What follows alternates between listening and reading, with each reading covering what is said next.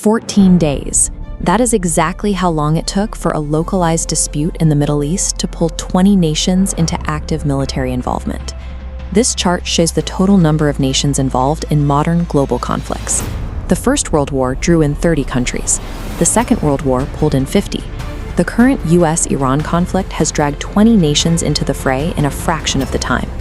We are watching a new model of global disruption. Powered by proxy networks, artificial intelligence targeting, and sweeping cyber warfare, modern conflicts bypass borders and spread across 3 continents almost instantly. The mechanism driving this rapid spread is horizontal escalation. Horizontal escalation is a military strategy where a nation avoids direct head-to-head combat and instead strikes a wide variety of secondary, economic, logistical, and allied targets simultaneously. We can see this geographic spread in action. Iran has launched strikes against the Dubai airport, port infrastructure in Fujairah, and British military outposts located as far away as Cyprus. The objective is severe economic disruption. By driving up global oil prices and attacking regional stability, Iran creates immense domestic political pressure within allied nations. The goal is to force Gulf countries and European allies to expel American military bases from their territories to stop the pain. Global trade routes and energy infrastructure become primary weapons.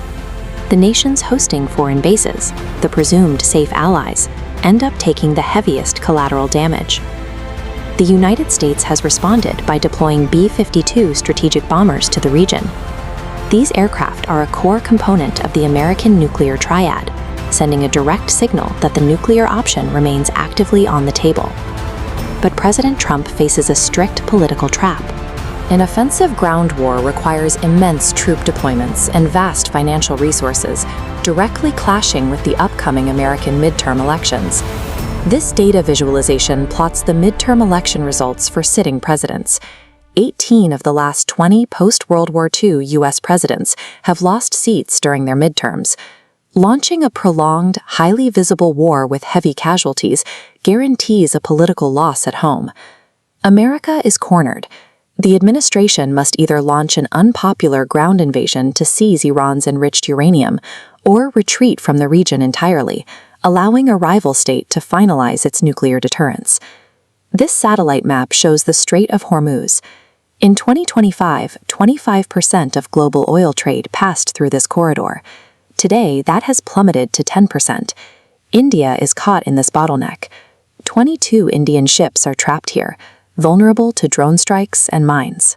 This line graph details the resulting shockwave hitting Indian manufacturing. The cost of raw industrial plastics has surged from 120 to 200 rupees per kilo. In Gujarat, tile factories in Morbi are shutting down entirely due to fuel shortages. The government's attempts to remain politically neutral offer no physical protection. When Gulf supply chains collapse, domestic industries bleed, regardless of diplomatic stances. Compare this vulnerability to Israel.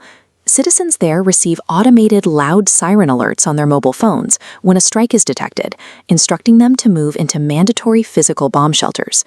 India possesses no equivalent municipal or state-level emergency infrastructure. There are no widespread public shelters, no synchronized civilian alert systems, and no actionable protocols for the general population in the event of an escalation. The economic fallout is already emptying wallets and shutting down factories across the country. The final looming question is what happens to a completely unprepared civilian population when the physical realities of this war inevitably reach their doorstep.